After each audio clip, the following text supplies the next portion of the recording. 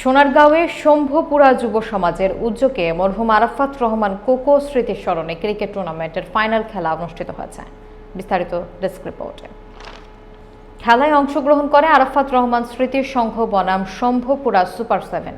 এ সময় প্রধান অতিথি হিসেবে উপস্থিত ছিলেন মশিউর রহমান রনি, সদস্য সচিব, নারায়ণগঞ্জ জেলা যুবদল এবং সোনারগাঁ থানা যুবদলের সিনিয়র যুগ্ম আহ্বায়ক নূর এ ইয়াসিন। নোবেলের সভাপতিত্বে আরও উপস্থিত ছিলেন FBCCI এর জিবি মেম্বার কবির হোসেন ভুইয়া বাবুল, নারায়ণগঞ্জ জেলা যুবদল নেতা শাহাদাত প্রধান, সোনারগাঁ থানা ছাত্রদলের সাবেক আহ্বায়ক জাকারিয়া এবং জেলা ছাত্রদলের সাবেক সহসভাপতি ইঞ্জিনিয়ার শরীফ। আরাফাত রহমান স্মৃতির সংঘ 7 রানে জয়লাভ করে। প্রধানমন্ত্রী ছিলেন এবং দেশের জন্য, জনগণের জন্য কাজ করতে দীর্ঘদিন কারাবরণ করেছেন, এটা আপনারা সবাই জানেন। কারাবরণটি কেন করেছিলেন? আপনার জন্য, আমার জন্য এবং দেশের জন্য।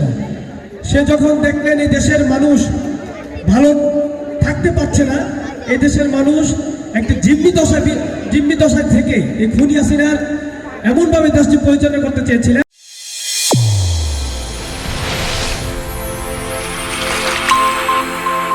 চ্যানেল A1 হৃদয়ের স্পন্দন।